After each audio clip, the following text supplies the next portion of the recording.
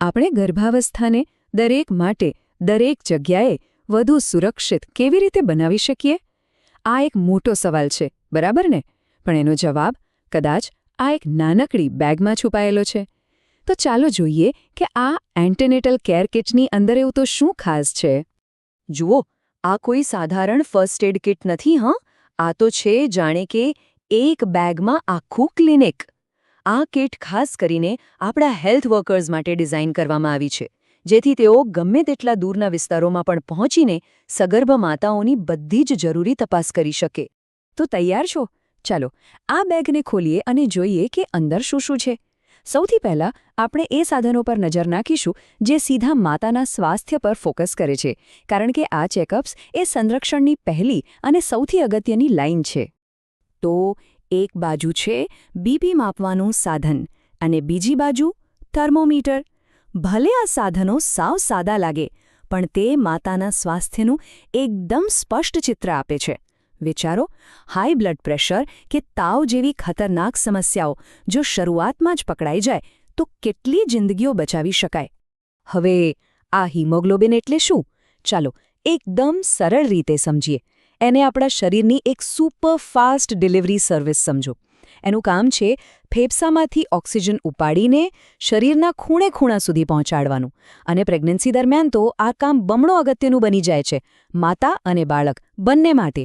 અને એટલા માટે જ આ ડિજિટલ હિમોગ્લોબિનોમીટર આ કિટનો હીરો છે એમ કહી શકાય, કારણ કે ગણતરીની સેકન્ડોમાં જ હિમોગ્લોબિનનું લેવલ બતાવી દે છે. આનાથી શું થાય? એનિમિયા એટલે કે લોહીની ઉણપ જેવી એકદમ સામાન્ય પણ ગંભીર તકલીફ તરત જ પકડાઈ જાય છે અને મોટી મુશ્કેલીઓ થતાં પહેલાં જ એને રોકી શકાય છે. સારું, તો માતાના સ્વાસ્થ્યની તો વાત થઈ, પણ ગર્ભમાં જે નવું જીવન આકાર લઈ રહ્યું છે એનું શું? ચાલો હવે એ સાધનો જોઈએ જે ખાસ બાળકના વિકાસ પર નજર રાખવા માટે છે. અહીંયા બે મુખ્ય પદ્ધતિઓ છે, એકદમ સરળ પણ બહુ જ અસરકારક. પહેલું, માપપટ્ટીથી ફંડલ ઊંચાઈ માપવી અને બીજું ફિટોસ્કોપથી બાળકના ધબકારા સાંભળવા. એક માપે છે અને બીજું સાંભળે છે. સિમ્પલ. આ ફંડલ ઊંચાઈ માપવાની વાત છે ને, એ ખરેખર ખૂબ જ રસપ્રદ છે. એને તમે બાળકનો લાઈવ ગ્રોથ ચાર્ટ કહી શકો. દર વખતે જ્યારે હેલ્થ વર્કર આ માપ લે છે ત્યારે તેઓ એ સુનિશ્ચિત કરે છે કે બાળક બરાબર રીતે વિકાસ કરી રહ્યું છે કે નહીં. બહુ જ સ્માર્ટ રીત છે, ખરું ને? અને પછી આવે છે ફેટોસ્કોપ.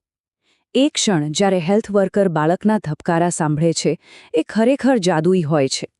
1 મિનિટમાં 120થી 160 ધબકારાની વચ્ચેનો એ અવાજ, એ માત્ર એક અવાજ નથી, એ બાળકના સ્વસ્થ હોવાની ગેરંટી છે.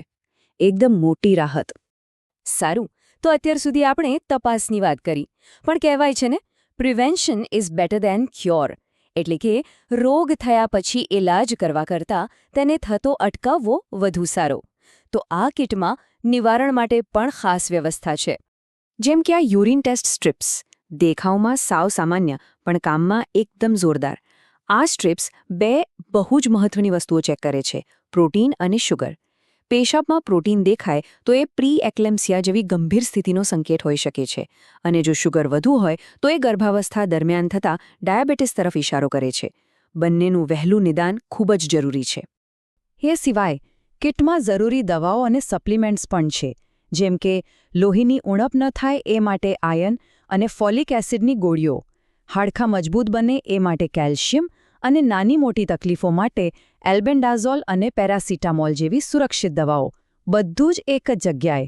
અને હા, ક્યારેક અમુક ઊંડાણપૂર્વકની તપાસ માટે લોહીના નમૂના લેવાની પણ જરૂર પડે છે. એટલે કિટમાં એના માટેની બધી જ સામગ્રી છે, ગ્લોવ્સથી લઈને સોય સુધી.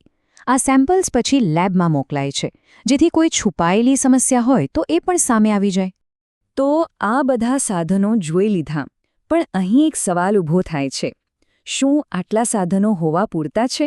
શું ખાલી ટૂલ્સથી જ બધું થઈ જાય? આ સવાલ આપણને આ કિટના હાર્દ સુધી લઈ જાય છે, જે ભૌતિક વસ્તુઓ કરતાં કંઈક વિશેષ છે. જવાબ છે ના.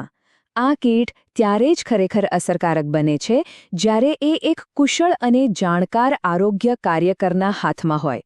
એટલું જ નહીં, એ કાર્યકરને પણ એક મજબૂત સિસ્ટમનો સપોર્ટ મળવો જોઈએ, જેમ કે યોગ્ય તાલીમ, દવાઓનો નિયમિત પુરવઠો અને સાથ સહકાર.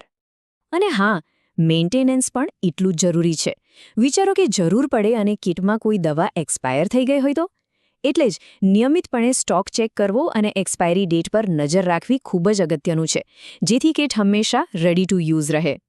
સાધનોનો ઉપયોગ એક વાત છે, પણ સાચી સંભાળમાં જ્ઞાન આપવાનો પણ સમાવેશ થાય છે. સગર્ભા માતાને યોગ્ય પોષણ વિશે સમજાવવું, કયા સંકેતો જોખમી હોઈ શકે છે એ જણાવવું, આ બધું તેમને પોતાના સ્વાસ્થ્યની દેખરેખ રાખવા માટે સશક્ત બનાવે છે. તો આખી વાતનો સાર એટલો જ છે કે આ કીટ એક અદ્ભુત સાધન છે, એમાં કોઈ શંકા નથી. પણ ખરી સંભાળ એ તો આરોગ્ય કાર્યકરના હાથ, એમની કુશળતા અને એમના દિલની કરુણાથી જ મળે છે. આ કીટમાં જીવન બચાવવાની તાકાત છે. તો હવે અંતમાં એક વિચારવા જેવો પ્રશ્ન એ છે કે આ જીવનરક્ષક કીટને દરેક આરોગ્ય કાર્યકરના હાથ સુધી પહોંચાડવા માટે આપણે સૌ સાથે મળીને શું કરી શકીએ? આ સવાલ પર વિચાર કરતા રહીએ.